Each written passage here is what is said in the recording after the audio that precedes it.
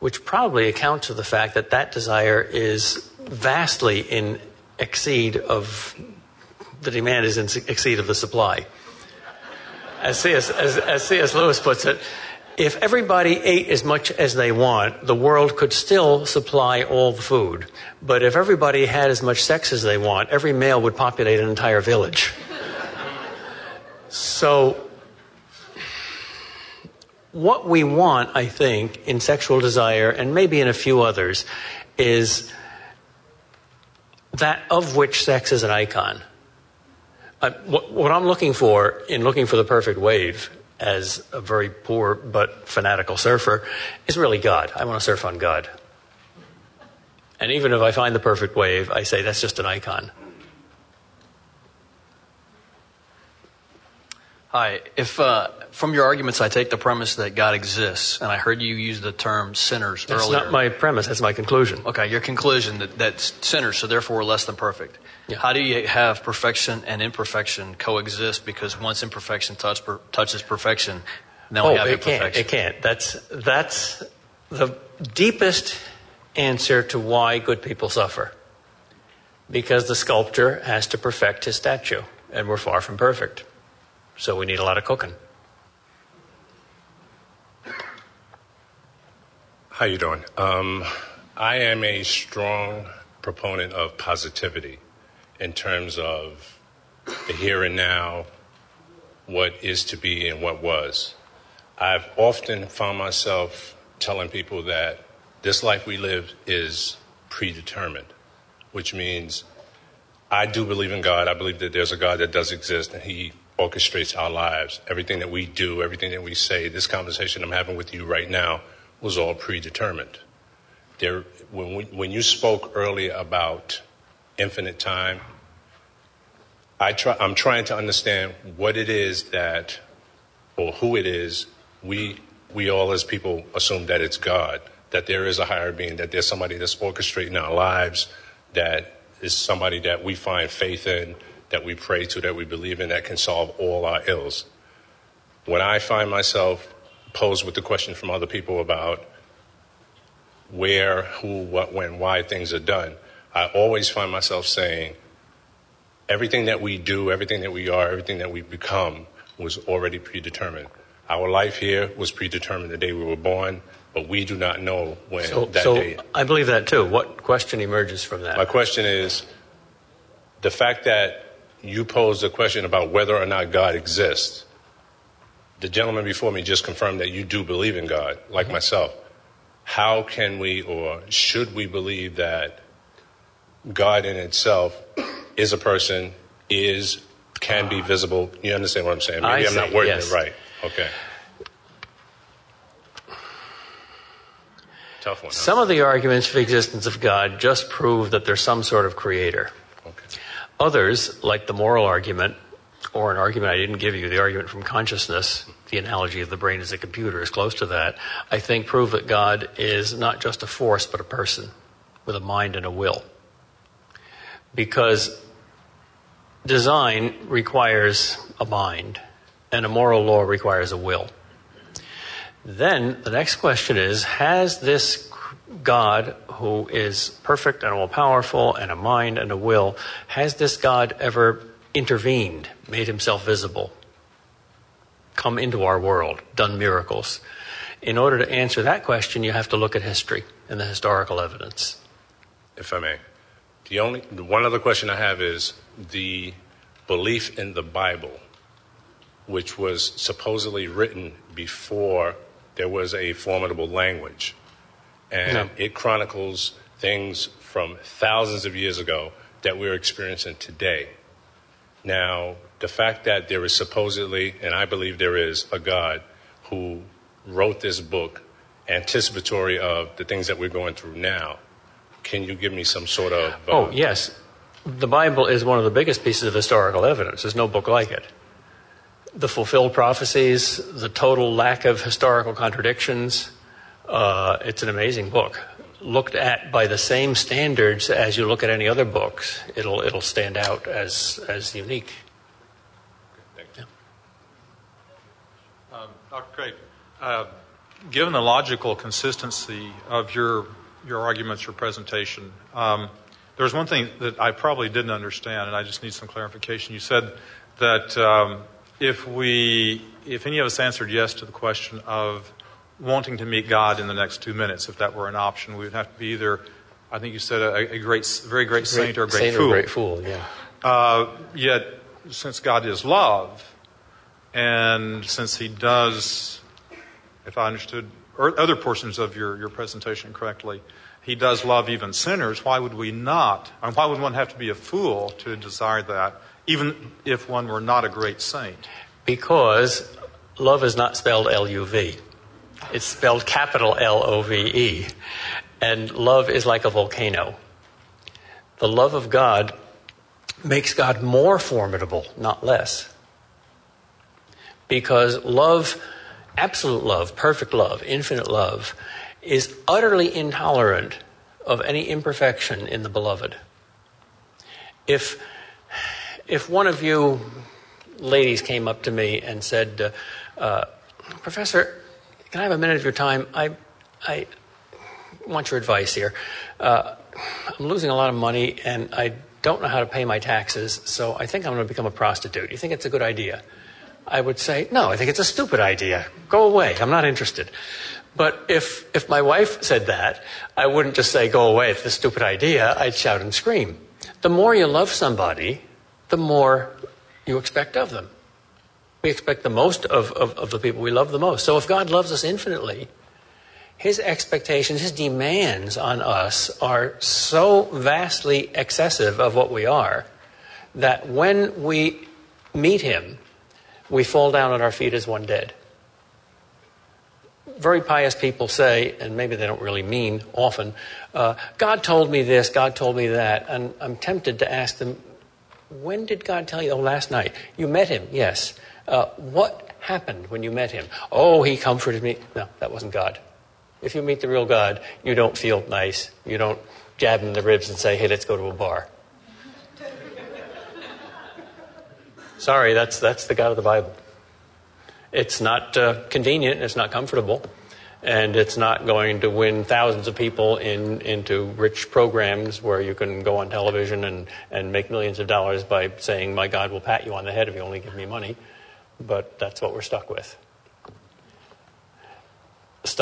As we're stuck with the people that love us the most. Imagine your father. Jesus' primary image for God is Father.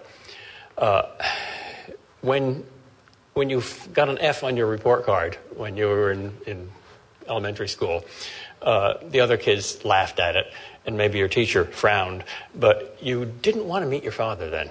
Why? Because he had much higher expectations of you. Well, God is Father with a capital F. But a forgiving Father with a capital F for forgiveness, right?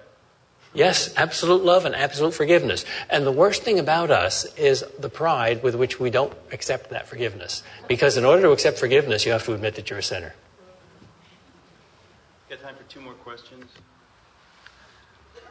I love your book, Making Sense Out of Suffering. It probably is the most helpful thing I ever read on that subject. But it's always seemed to me that there are 2 different kinds of suffering.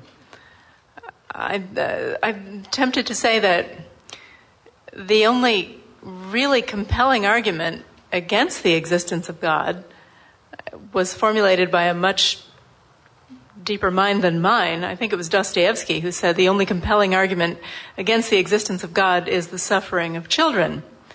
Now, if God sees every sparrow's fall, then why doesn't He see it when a little kid crawls into a refrigerator, an abandoned refrigerator, and shuts the door?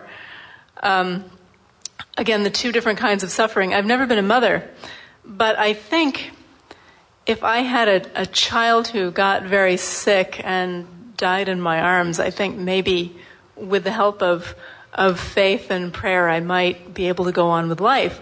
But if I had a child who was kidnapped by a pervert and tortured and buried in a ditch someplace, I don't see myself emerging from that with any kind of faith at all. And that's what I mean by the 2 different kinds of suffering. It seems like there's a kind of suffering that's sad as it is, we can see being redemptive in some way, but there's another kind of suffering that just doesn't make any sense at all. And that's when I'm tempted to believe, well, maybe there isn't any God and it's all just nonsense. Let's think of that horrible situation. You're a mother, you have a beloved child, the child gets tortured, kidnapped, raped. 3 people here. You, the child's torturer. Where's God? Well, if God is out there watching merely and doing nothing, then it takes an enormous amount of faith to say, well, God knows what he's doing. I don't know why he doesn't intervene. I wish he would, but he doesn't, so that's all there is to it. That kind of God, the merely watching God, is almost like the God of the torturer. Because the torturer is not treating your child as a human being and not treating you as a human being, but treating the child as an object. And if God is only watching, he's treating us as objects. That's not the kind of God the Bible talks about. The God of the Bible is invisible because he's too close. First of all, he's in you. He's in your mother's heart. And for a Christian, the final and definitive revelation of who God is like is Jesus Christ. And when Jesus' close friend Lazarus died, what did he do? He wept. Right. So every single human tear is a divine tear. Remember that scene in Mel Gibson's The Passion where the tear falls from heaven? Finally, God is in your child. God is in that innocent victim. Because when he became a human being, he became an innocent victim.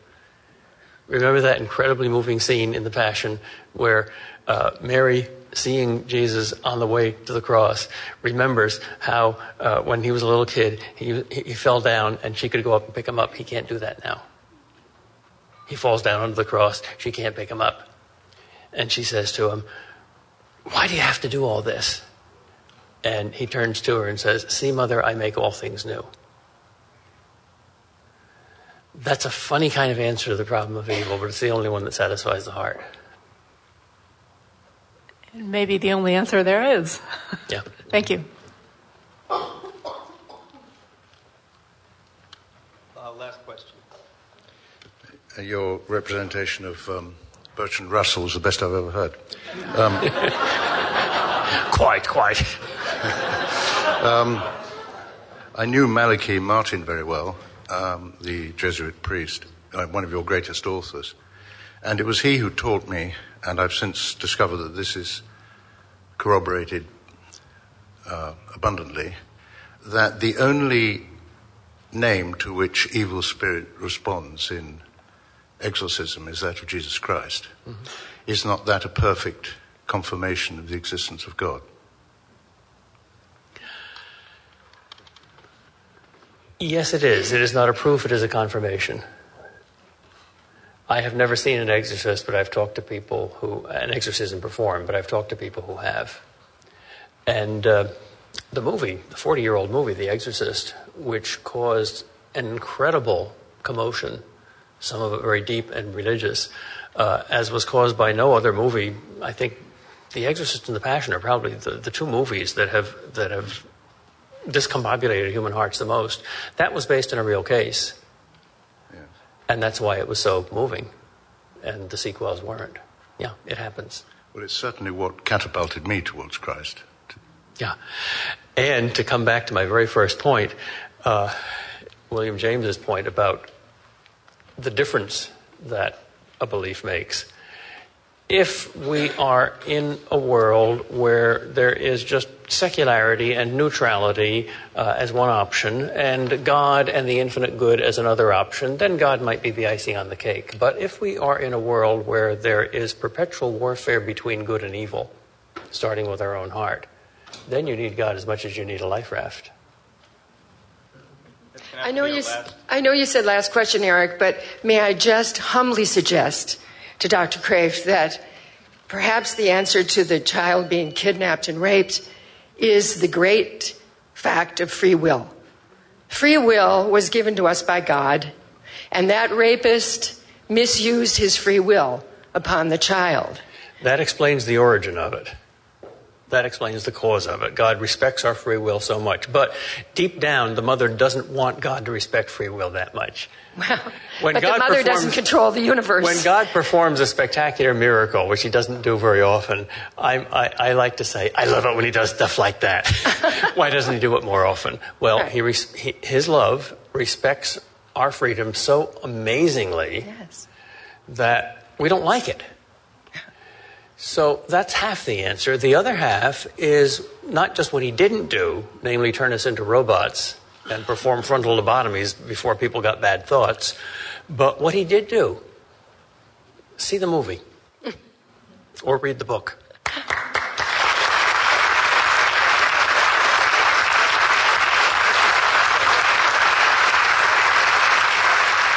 Thank you so much, Dr. Kreeft.